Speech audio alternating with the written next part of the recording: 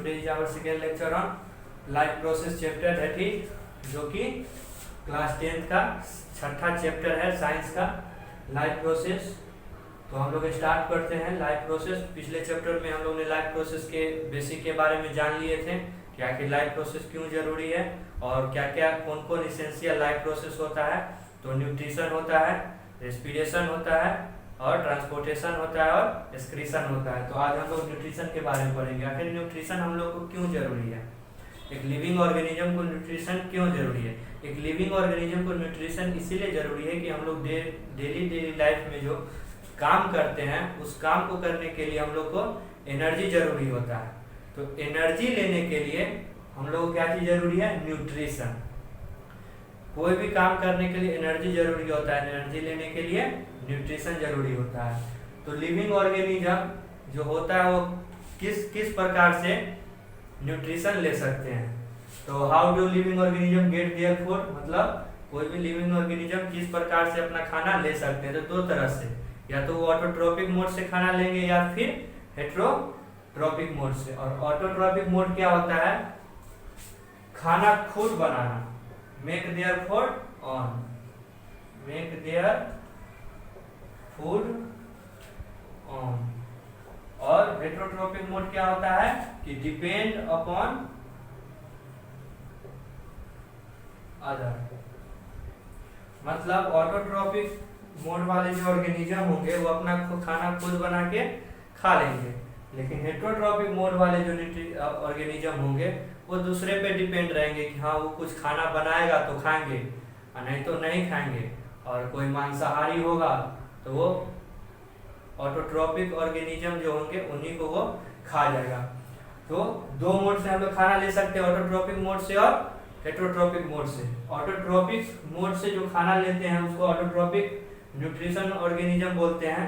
तो autotrophic nutrition क्या होता है कि जो भी ऑर्गेनिज्म अपना खाना खुद बनाते हैं इनऑर्गेनिक मटेरियल के मदद से, जो कि वाटर और CO2 होता है, उसको हम लोग क्या बोलते हैं, ऑटोट्रोपिक न्यूट्रिशन। तो make their food on from simple inorganic material such as water और CO2। वाटर और CO2 की मदद से वो अपना खाना खुद बनाते हैं। प्लांट में देख लीजिए, प्लांट जो है वो ऑटोट्रोपिक न्यूट्रिशन वाले ऑर्गेनिज्म होते हैं, यानी ऑटोट्रोपिक मोड के ऑर्गेनिज्म होते हैं, वो अपना खाना खुद बनाते हैं। कौन, प्लांट। प्लांट जो होते हैं वो अपना खाना खुद बनाते हैं। Bye the help of photosynthesis autotrophic organism make their food. जो ऑटोट्रोपिक ऑर्गेनिज्म जो होते हैं, वैसे ऑर्गेनिज्म जो खाना खुद बनाते हैं वो फोटोसिंथेसिस के मदद से अपना खाना बनाते हैं। तो फोटोसिंथेसिस आखिर क्या होता है वो हम लोग बताते हैं कुछ देर में। तो सबसे पहले हम जान लेते हैं कि ऑटोट्रोपिक न्यूट्रिशन वाले जो ऑर्गेनिज्म है वो खाना किस तरह से बनाते हैं। तो ऑटोट्रोपिक ऑर्गेनिज्म जो होते हैं वो खाना फोटोसिंथेसिस के मदद से बनाते हैं। और जो भी खाना प्लांट में बनता है, ठीक ना, ऑटोट्रोपिक न्यूट्रिशन कौन होता है या ऑटोट्रोपिक ऑर्गेनिज्म कौन होगा, जो खाना खुद बनाता है। तो आप सोच के देखिए कि खाना कौन बना, सिर्फ प्लांट ही है जो अपना खाना खुद बनाता है, ठीक ना। तो प्लांट के बारे में बातचीत होगी ऑटोट्रोपिक न्यूट्रिशन में। तो plant store their food in the form of starch. और जो भी खाना और जो भी फूड प्लांट बनाती है वो क्या चीज के फॉर्म में वो स्टोर कर लेती है, स्टार्च के फॉर्म में। तो हम लोग देख रहे थे फोटोसिंथेसिस। फोटोसिंथेसिस एक प्रोसेस है जिसमें ऑर्गेनिज्म जो होते हैं वो अपना खाना खुद बनाते हैं बाय द हेल्प ऑफ क्या चीज, वाटर और CO2 in the presence of sunlight and chlorophyll. It is a process, photosynthesis एक प्रोसेस है in which organism make their own food. इसमें ऑर्गेनिज्म जो होते हैं अपना खाना खुद बनाते हैं इन द प्रेजेंस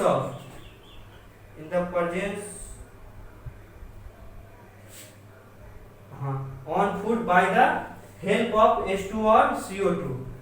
देखिए यहाँ पे organism make their on food by the help of H2 और CO2। H2 और CO2 की मदद से क्या करते हैं, खाना बनाते हैं। किसके प्रेजेंस में, सनलाइट और क्लोरोफिल के प्रेजेंस में। ये पॉइंट है ना, बहुत इंपॉर्टेंट है, पूछता है एग्जाम में कि प्लांट जो है वो खाना किसके प्रेजेंस में बनाता है, प्रेजेंस में बनाता है। तो सनलाइट और क्लोरोफिल, क्लोरोफिल का काम क्या चीज है, कि वो सनलाइट से सोलर एनर्जी ट्रैप करता है। तो सनलाइट और क्लोरोफिल के प्रेजेंस में प्लांट में क्या बनता है, खाना बनता है। और जो खाना बनाने का जो प्रोसेस होता है उसको क्या बोलते हैं, फोटोसिंथेसिस। तो हम लोग देख लेते हैं कि फोटोसिंथेसिस का आखिर प्रोसेस क्या है, खाना कैसे बनता है। ये इसका इक्वेशन मान लीजिए, इसी तरह खाना बनता है। हम नीचे बताएं कि H2 और CO2 के प्रेजेंस में होता है, H2 और CO2 की हेल्प से बनता है। तो H2 और CO2 आपस में मिला, सनलाइट और क्लोरोफिल यहाँ पे प्रेजेंट है, तो ये खाना बना। और ये CO2 और H2O, सॉरी यहाँ O2 होगा, O2 ना रिलीज करता है, तो CO2 O2। तो CO2 कार्बन डाइऑक्साइड और वाटर क्या चीज के प्रेजेंस में, सनलाइट और क्लोरोफिल के प्रेजेंस में खाना बनाता है और ऑक्सीजन भी रिलीज करता है, और ऑक्सीजन इन्वायरमेंट में चला आता है, और वाटर जो होता है इवापोरेट हो जाता है। तो प्रोसेस क्या है, सबसे पहले क्या होता है कि एब्जॉर्प्शन ऑफ लाइट होता है। लाइट को एब्जॉर्ब करता है, कौन करता है, क्लोरोफिल। इसके पास ग्रीन पिगमेंट होता है, जिसकी मदद से क्या करता है, ये लाइट को एब्जॉर्ब करता है ग्रीन पिगमेंट की मदद से। दूसरा क्या करता है, conversion of light energy into solar energy. सूरज से तो वो लाइट ले लिया, अब उसको कन्वर्ट करेगा ना, तो सोलर एनर्जी में कन्वर्ट करता है। उसके बाद क्या होता है कि जब सोलर एनर्जी में कन्वर्ट होगा, जब मान लीजिए कि आप वाटर के नीचे अगर हीट लगाइएगा तो क्या होगा, वाटर स्प्लिट करेगा, ऑक्सीजन उसमें से जो ऑक्सीजन होगा वो एवापोरेट करेगा और H2 बच जाएगा, टूटेगा। तो splitting of water molecule into H2 और O2 में, ठीक, और reduction of CO2 to carbohydrate. और स्प्लिटिंग वाटर की स्प्लिटिंग होने के बाद क्या चीज होता है, ये रिडक्शन ऑफ CO2 हो जाता है, CO2 का रिडक्शन हो जाता है, कार्बोहाइड्रेट बन जाता है। और ये जो प्रोसेस है ना, बारी बारी से नहीं होता है। ये नहीं कि पहले अब लाइट एब्जॉर्ब कर लेते हैं, फिर उसके बाद हम लोग लाइट को सोलर, कंटिन्यूअस होता है। ये हुआ तो ये भी हो रहा है, इधर से अगर ये हो रहा तो इधर से ये भी हो रहा है। मान लीजिए कि लाइट इधर एब्जॉर्ब हुआ, ठीक, इधर एब्जॉर्ब हुआ, इधर बन भी रहा है, सोलर एनर्जी में कन्वर्ट हो रहा है। मतलब कि क्लोरोफिल इधर से लाइट एब्जॉर्ब किया और इधर से जो है कन्वर्जन ऑफ लाइट, मतलब लाइट जो है वो सोलर एनर्जी में कन्वर्ट भी हो रहा है। ये नहीं कि पहले हम लोग एब्जॉर्ब कर लेते हैं फिर सोलर एनर्जी में बनाएंगे, वैसा नहीं। इधर एब्जॉर्ब हो रहा है, इधर कन्वर्ट भी हो रहा है, कंटिन्यूअस रहता है, साइमल्टेनियसली ये होते रहता है। तो ये अपना 4 प्रोसेस है, ये चारों पॉइंट आप एनसीईआरटी में देखिएगा वो मिल जाएगा, क्योंकि हमारा जो लेक्चर है वो सीबीएसई बोर्ड पे पूरा आधारित है और एनसीईआरटी पैटर्न पे ही है, ठीक। तो नोट्स मेहनत से बन रहा है। तो ये 4 पॉइंट ही एनसीईआरटी का है, जिसको हम तोड़ के समझाए हैं। तो क्या होता है प्रोसेस में, पहले क्या थी, एब्जॉर्ब करता है लाइट को क्लोरोफिल की मदद से, उसके बाद कन्वर्ट करता है light energy to solar energy, फिर स्प्लिटिंग ऑफ वाटर होता है, फिर क्या होता है कि रिडक्शन ऑफ CO2 और कार्बोहाइड्रेट बन जाता है। तो ये अपना प्रोसेस होता है फोटोसिंथेसिस का। ये जो इक्वेशन बना हुआ है ना, इसको आप लोग याद करिए, ये पूछता है, एग्जाम में पूछेगा, तो आप ये इक्वेशन लिख दीजिएगा ना, तो उसके बाद पॉइंट अपने आप बना सकते हैं। तो ये इक्वेशन जो है इंपॉर्टेंट है, इसको आप लोग याद कर लीजिएगा और बार बार लिख के समझ भी जाइएगा, याद भी हो जाएगा। उसके बाद स्टोमाटा, स्टोमाटा कहाँ प्रेजेंट होता है, लीफ में प्रेजेंट होता है, और लीफ में ही क्लोरोप्लास्ट में होता है, क्योंकि क्लोरोप्लास्ट वही प्रेजेंट होता है जहाँ पे ग्रीन कलर होता है।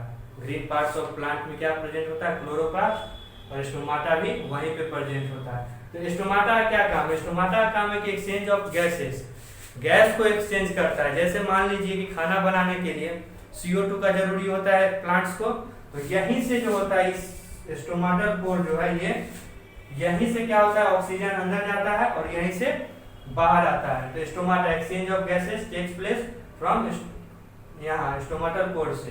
तो स्टोमाटा का क्या काम है कि गैस को एक्सचेंज करता है, किस समय, खाना बनाने वक्त। रात में जो होता है ये स्टोमाटल पोर जो होता है बंद रहता है, क्योंकि रात में न सोलर एनर्जी होता है, और सब सोलर एनर्जी होगा ही तो खाना बनेगा ही नहीं, तो काहे लगा ही खोल के रखेगा ये अपना पोर। तो ये अपना बंद किए हुए रहता है, दिन में ये स्टोमाटल पोर खोलता है। Opening and closing of stomata is done by guard cell. ये जो है ये गार्ड सेल होता है। मान लीजिए कि हमेशा तो ये खुला हुआ नहीं रहेगा, और जब भी खुलेगा तो इसको बंद भी करना होगा ना, तो ये स्टोमाटा को खोलने और बंद करने का काम किसका होता है, गार्ड सेल का है। गार्ड सेल से की मदद से ही क्या होता है, स्टोमाटा खुलता है और बंद होता है।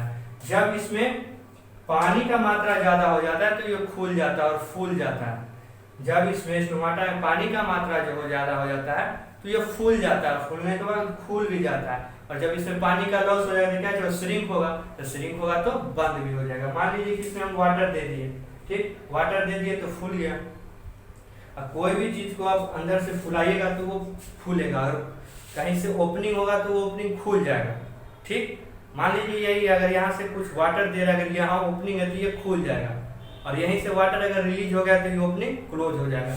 तो वही सेम कंडीशन इसमें भी होता है। तो ये अपना हमारा ऑटोट्रोपिक न्यूट्रिशन है और प्रोसेस ऑफ फोटोसिंथेसिस है, इसको आप याद कर लीजिएगा, ये इंपॉर्टेंट है। और फोटोसिंथेसिस का डिफिनीशन भी पूछता है, ये भी इंपॉर्टेंट है। तो दो तरह का, एक बार रिवीजन कर लेते हैं, दो तरह का मोड होता है जिससे ऑर्गेनिज्म खाना ले सकता है, एक ऑटोट्रोपिक, एक हेट्रोट्रोपिक। हेट्रोट्रोपिक मोड वाले जो ऑर्गेनिज्म होता है दूसरे के ऊपर डिपेंड होते हैं खाना के लिए, और ऑटोट्रोपिक वाला मोड होते ऑर्गेनिज्म होते हैं वो खाना अपना खुद बना लेते हैं। ऑटोट्रोपिक न्यूट्रिशन होता है कि वैसे ऑर्गेनिज्म जो अपना खुद खाना बनाते हैं वाटर और CO2 की मदद से इन द प्रेजेंस ऑफ क्या चीज, सनलाइट और क्लोरोफिल। फोटोसिंथेसिस एक प्रोसेस होता है जिसके द्वारा ऑर्गेनिज्म अपना खाना बनाता है bye the help of H2 and the presence of sunlight and chlorophyll. Process ये अपना 4 हो गया। स्टोमाटा क्या होता है, एक्सचेंज ऑफ स्टोमाटा से गैसेस का एक्सचेंज होता है। और ये तो ऑटोट्रोपिक न्यूट्रिशन हो गया। और दूसरा है जो बुक में ही दिया हुआ है वो है क्या चीज, हेट्रोट्रोपिक न्यूट्रिशन। तो हेट्रोट्रोप देख लेते हैं इसको भी। हेट्रोट्रोपिक न्यूट्रिशन वो होता है जो अपना खाना खुद नहीं बना के दूसरे के ऊपर डिपेंड होता है। देख लीजिए प्लांट को छोड़ के जो ऑर्गेनिज्म होते हैं वो होते हैं हेट्रोट्रोपिक, मतलब कोरियापंथी, अपना खाना खुद बनाते नहीं है, बस दूसरे के ऊपर डिपेंड होते हैं। और भगवान ने भी पहले से ही सोच रखा था कि जब धरती पे जाएंगे इंसान तो वो तो अपना काम जल्दी खुद करेंगे ही नहीं, तो चलो प्लांट को ही ऑटोट्रोपिक में रख देते हैं, कम से कम वो तो अपना खाना खुद बनाए ताकि खुद भी खाए और दूसरों को भी खिलाए। तो हेट्रोट्रोपिक न्यूट्रिशन वाले ऑर्गेनिज्म वो होते हैं जो अपना खाना खुद नहीं बनाते हैं। काहे बनाएंगे, गर्मी बहुत लग रहा है, खाना बनाएंगे तो पसीना आ जाएगा।